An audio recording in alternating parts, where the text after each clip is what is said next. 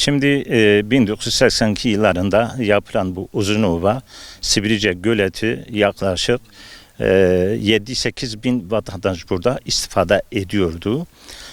Zaman geçtikçe yağmurların yağmasıyla, çamurların barajı doldurmasıyla şu anda suyu tamamen özelliğini kaybetmiş durumdadır. Bizim bu konuyla alakalı vatandaşlarla konuştuğumuz zaman özellikle yetkililerden talebimiz şu dediler bu yöre insanları. Yaklaşık bu 40-50 yıldır bu baraj yapıldı.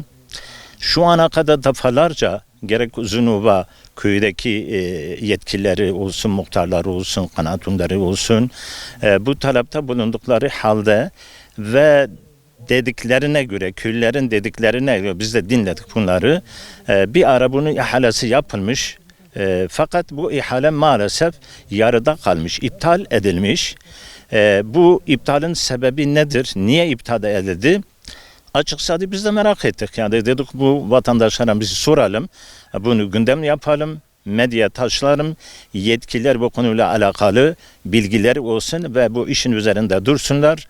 Tabii biz de Hüdapar olarak, ilçe başkanı olarak bu ilçede böyle sıkıntıların aşılması için yetkililerden bir an önce bu konulara eğilmesi, yetkililerin bu barajı bir an önce temizlemesi, eski statüsüne kavuşmasını istiyoruz. Eğer bu temizlenmezse, bu ihalenin sonucuna kadar gidilmezse, çünkü ihaleden önce yapılmış, belki birçok para da bu konuyla alakalı gelmiş ama ihale bitmediği halde ve görev bitmediği halde burası terk edilip haline bırakmışlar. Şu anda vatandaş diyorlar ki biz bunun bir an önce bu barajın temizlenmesi, eski statüsüne kavuşması ve bu 7-8 bin halkın burada istifa edilmesini istiyoruz. Biz de Hüdapar olarak bu işin üzerinde duracağız ve takipçi olacağız.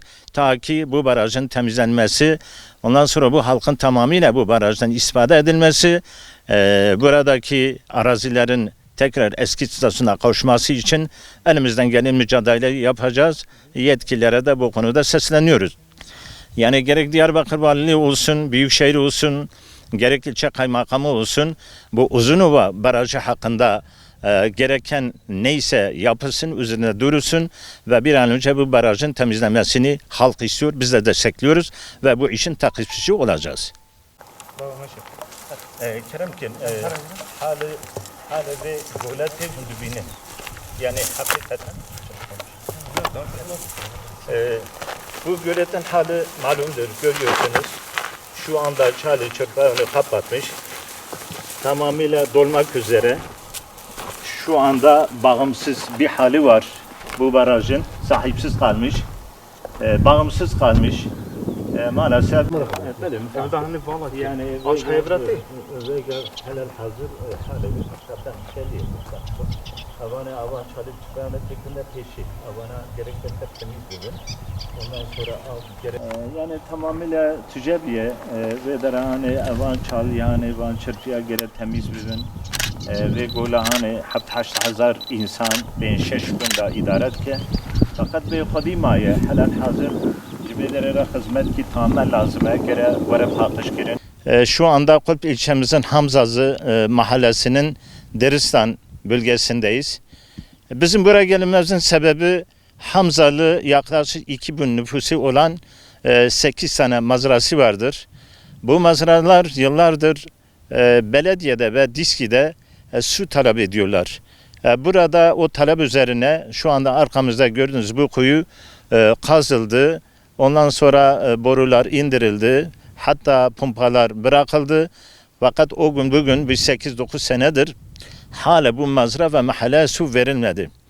Bunun sebebini sorduğumuzda vatandaşlar burada işte ödenek yoktur veya herhangi bazı bahaneler öne sürülerek şu ana kadar bu mahalle ve mazralarına su verilmemiştir.